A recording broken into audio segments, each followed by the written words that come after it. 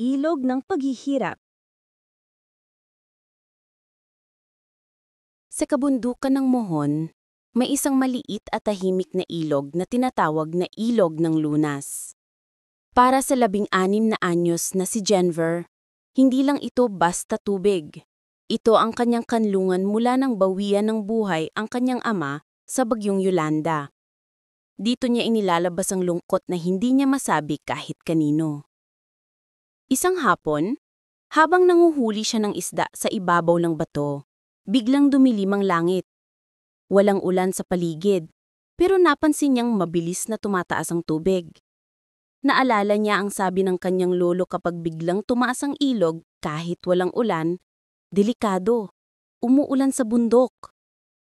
At sa isang iglap, dumating ang malaking baha.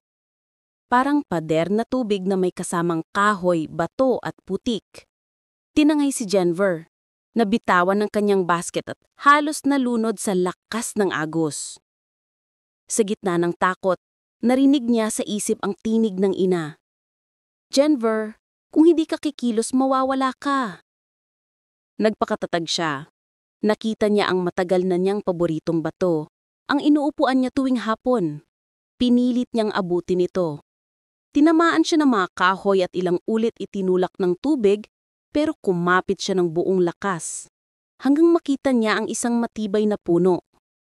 Hinawakan niya ito at unti-unting nakarating sa pampang. Pag-uwi niya, niyakap siya ng ina.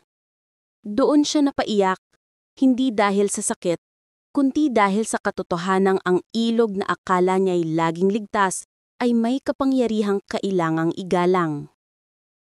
Kinabukasan, bumalik siya sa Ilog ng Lunas.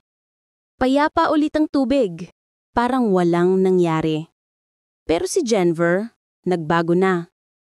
Tumingin siya sa agos at pabulong na sinabi, "Hindi kita kaaway, pero hindi rin kita susundan ng walang pag-iingat. Lalago ako. Mabubuhay ako kahit ano pa ang dalhin mo." At doon niya naunawaan ang tunay na survival ay hindi paglaban sa kalikasan, kundi paggalang dito.